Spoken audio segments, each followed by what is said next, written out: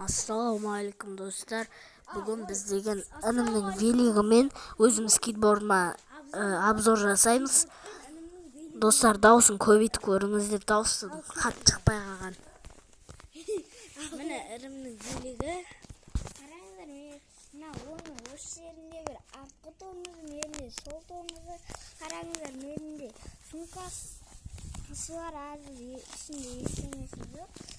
Ең сумкасында ішінде не шөгелері бар ғой, бұзылып қалса жөндейді. Мына орындығы нелер естелген отырғанда ыңғайланды, не кілтінің несі бар, арнайы мынандай кілт, мынандай не бар. Артында мынандай кішірей кетіні бар, міне астында суы бар, ішінде бар. Және не айтасыз? Болды. Осындай және отыратыны бар екен. Артындағы адамға педальдары осылай аяқ тайып кетпес үшін бронированный. Сосын бұл скоростный сияқты. Артқа мына жері айланады. Бұлай скоростный сияқты. Тормозы алдынан ұстайды дейді өзі. Осылай әдемі велик екен. Ал енді достар, мен кезегім. Міне достар, менің скейтбордым.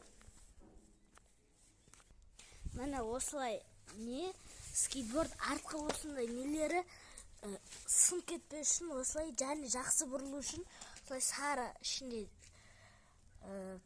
баллон сияқты домалақтары бар.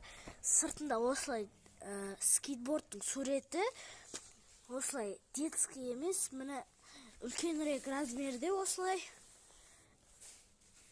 қатты жүреді екен осы. Міне артыңғы жерінде тормозы бар. Міне тормоз. Басып бүйт тоқтайсыз. Және дөңгелегінде жанады. Түнде айдағанда машиналар көрмей қалмас үшін осылай жасалған. Және мұн жерінде стайтыны бар. Өте жақсы сапада, бәрін Ұзынағаштың базарынан ала аласыздар. Ол жерде арзан бағада осылай спортивный заттар көп.